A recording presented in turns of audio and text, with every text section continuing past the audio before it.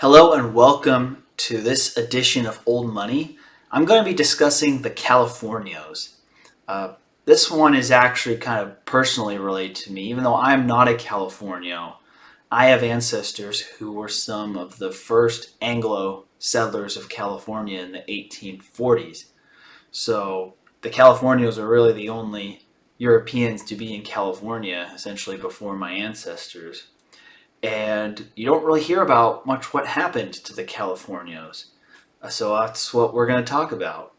The Californios were the Hispanic Californians who descended from primarily Spain and Mexico, who colonized California as early as the 17th century till the 1840s. They were the ruling class and the primarily settlers of the region. At first, it was missionaries who came up, and the hacienda based mission system that dotted across the coast of California, where ecclesiastical authorities built farming and ranching communities with the goal of converting Native Americans who were living in California at the time.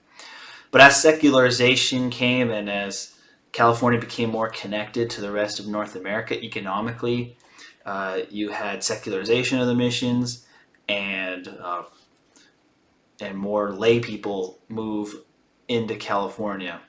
And the descendants of these people are what we call the Californios, as they were the first Californians and they were primarily of Hispanic descent. After the Mexican-American War, the U.S. acquired what is now California from Mexico in 1848 through the Treaty of Guadalupe Hidalgo.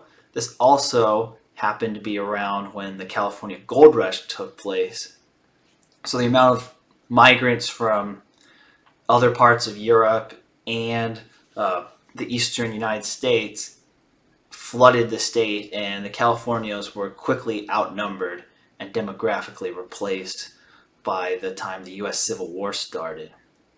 So the question I'm going to address in this video is, what happened to the Californios today?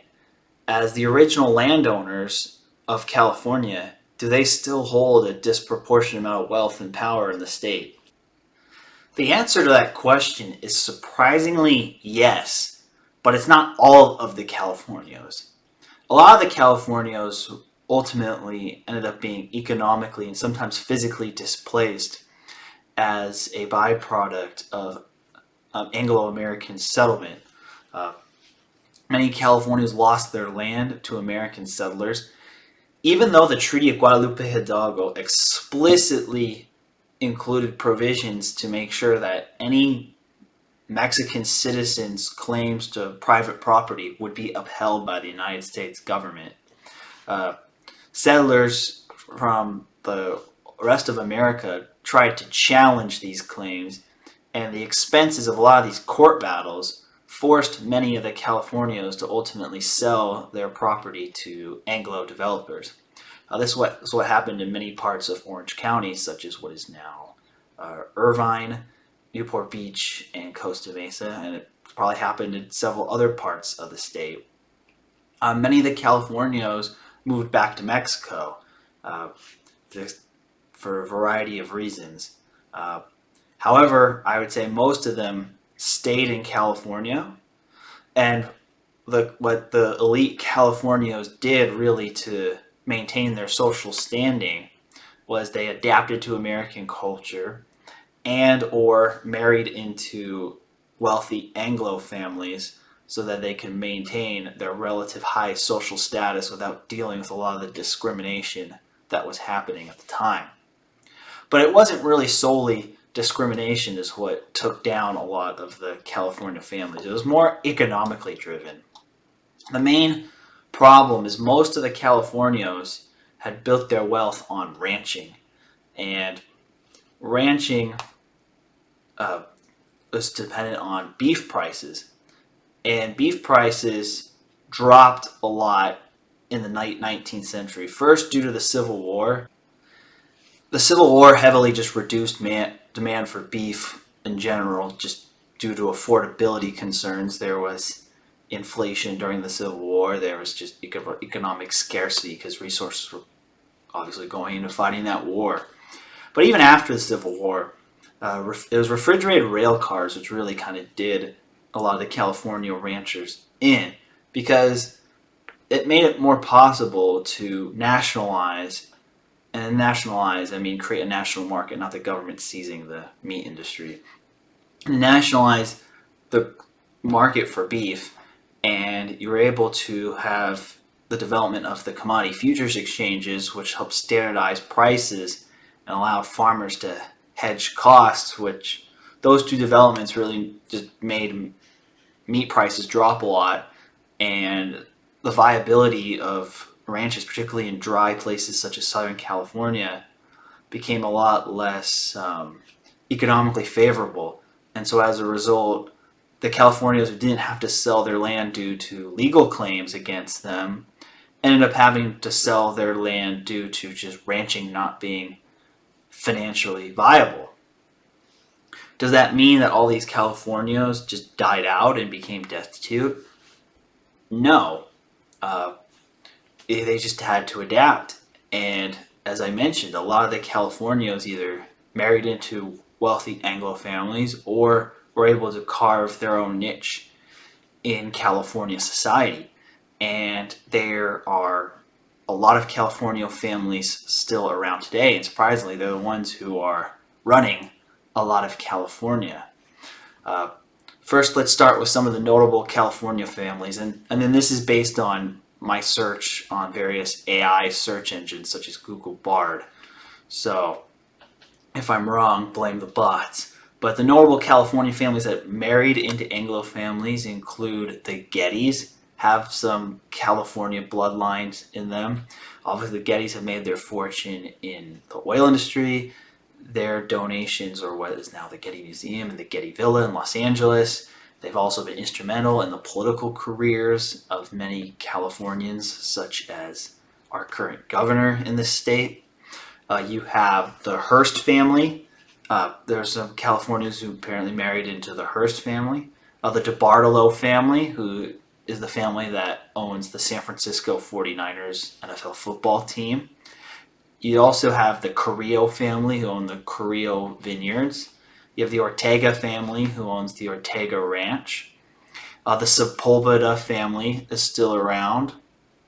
The Sepulveda family is the main non-freeway street, the longest one, Sepulveda Boulevard, is actually named after the Sepulveda family. And their descendants today include Michael Sepulveda, who's a politician who was the mayor of Los Angeles from 1989 to 1993. You have a philanthropist, Antonio Sepulveda, and Maria Sepulveda, who's a historian on the Californios. And there's several other noteworthy Sepulvedas. They're all throughout Los Angeles to this day. Another California family that is still around is the Yorba family. The town in Orange County, Yorba Linda, California, where Richard Nixon spent his formative years and where the Nixon Library is today, was named after the Yorba family. A lot of their relatives are still around and in prominent places, such as Michael Yorba, who runs the Yorba Linda Chamber of Commerce, and Jonathan Lorenzo Yorba, who is the CEO of the Community Foundation of Orange County. And so they're there, whether they're just not that publicly visible. They've mainly assimilated into just California society, and low-key are a lot of the old money in California, in a state that has a reputation for more new money. And even the Pico family, which like some of the streets like Pico Rivera in Los Angeles, and the last governor of what was then called Alta California when it was part of Mexico, was part of the Pico family. But they have a lot of living descendants who still live in California to this day. So yeah, the Californians are still there. they still have very prominent positions in society, whether they're married into an Anglo family or still maintain their Hispanic names. They still are heavily involved in the politics and culture and economies of Los Angeles, San Diego, Orange County, and the San Francisco Bay Area. In a state that's known for more its new money and technology innovation, there's surprisingly a lot of old money still here, and a lot of that goes back to its oldest residents, the Californios. If you like this and other types of old money reports, feel free to comment on what other old money either are defined by a certain region or a certain family about what happened to them.